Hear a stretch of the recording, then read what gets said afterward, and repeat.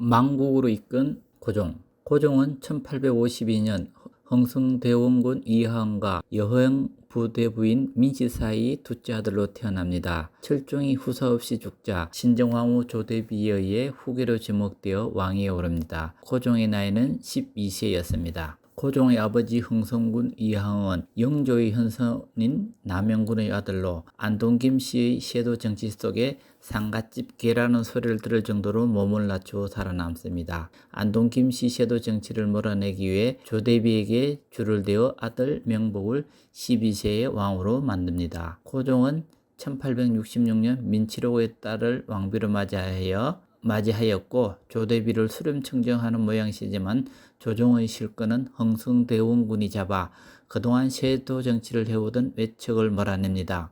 무너진 왕권을 강화하고 문란해진 국가 질서를 바로잡기 위해 개혁 정치를 실시합니다. 흥성대원군은 우선 부패한 유림의 온상, 서원을 철폐하고 양반에게도 군포를 징수하는 호포제 실시, 국가의 왕의 권위를 높이기 위해 경복궁을 중건하고 세국 정치를 유지했으며 아버지 남영군 묘가 독이 된 상인 오페르트에 도굴되자 세국 정치를 더욱 강화하고 천주교를 탄압하기 시작합니다. 그러나 경복궁 중건을 위해 재정이 필요하여 원납전을 거두었지만 원인 모를 화재가 계속 일어나는 등 공사기간을 길어지자 재정 확보를 위해 당백전 발행 등 국민의 원성을 사기 시작합니다. 결국 최익현의 상수로 흥성대원군은 하야하고 고종은 아버지 그늘에 벗어나 진정을 시작하지만 민비를 중심으로 하는 민씨 일가가 정권을 독점하게 됩니다.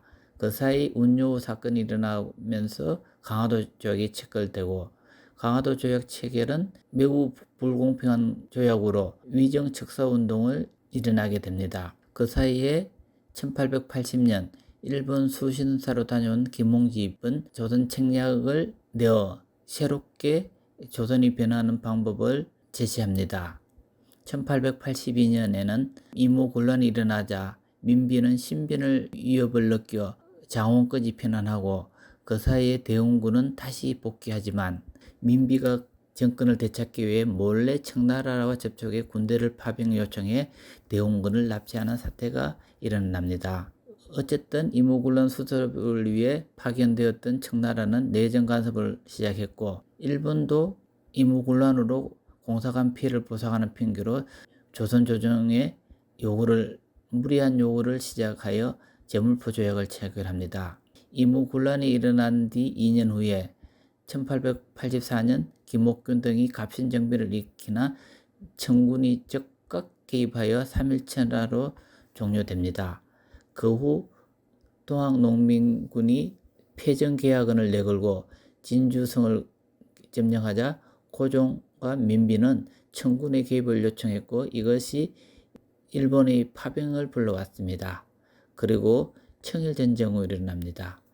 점점 커지는 일본의 침략 야욕 속에 가보개혁으로 조선은 정건대적 제도를 마련하며 근대화로 시작되지만 이 와중에 자신들에게 걸림돌이 된다는 이유로 일국의 왕비인 민비를 지뢰하여 이 일의 계기로 을미의병이 일어납니다. 한편 폭도들에게 왕비를 잃은 고종은 신변의 위협을 느껴 아간파천하여 신변을 보호하지만 청나라, 일본, 러시아까지 내정 간섭을 받아야 하는 상태가 되었습니다. 고종은 러시아 공관에 나와 항공한 후 새롭게 특권을 구성하여 1897년 10월 대한제국을 선포하고 스스로 황제에 즉위하나 1905년 을사조약으로 외교권을 박탈하면서 나라를 잃게 됩니다. 그 이후 고종은 헤이그 밀사 사건을 이유로 1907년 강제로 왕위에 쫓겨나 1919년 1월 20일 덕수궁에서 68세로 생을 마감냅니다. 고종이 일본에 의해 독살되었다는 소문이 퍼져 국민들을 본내었고 이것이 3.1운동으로 이어지기도 합니다. 고종은 망국으로 이끈 군주가 되었습니다. 감사합니다.